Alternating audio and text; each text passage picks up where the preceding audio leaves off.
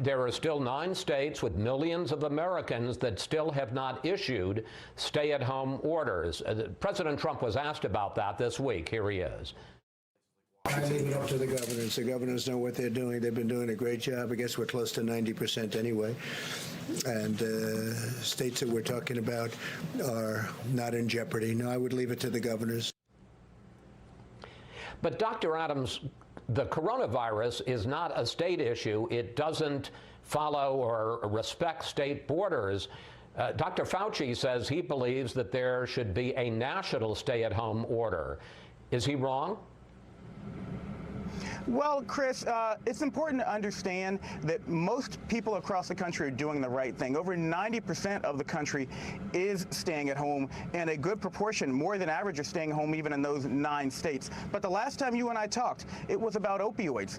People don't know, but I've run a state Department of Health. I've been involved in health for years, and diseases don't respect state lines, but we live in a country where we have a system of federalism. And when it comes to opioids, states have different rules and regulations and laws regarding treatment, regarding syringe service programs, as you and I have talked about. I actually put out a report on tobacco cessation earlier this year, and we know that states have different laws there, and more people will die, even in the worst projections, from cigarette smoking in this country than are going to die from coronavirus this year. And so we always are struggling with trying to get information out to guide people that we know will help them be healthy with states' rights. But it's why we put out these 30 days to stop the spread guidelines. These are essentially our national stay-at-home order, and we're working with governors to figure out their needs, their desires. One more important point, the 9 states that haven't yet done shelter-in-place orders are states that actually produce a large amount of our food. So they're struggling with issues concerning how they can provide for the rest of the country to be able to stay at home. But right now, what I would say to those governors is, if you can't give us a month, give us what you can. Give us a week.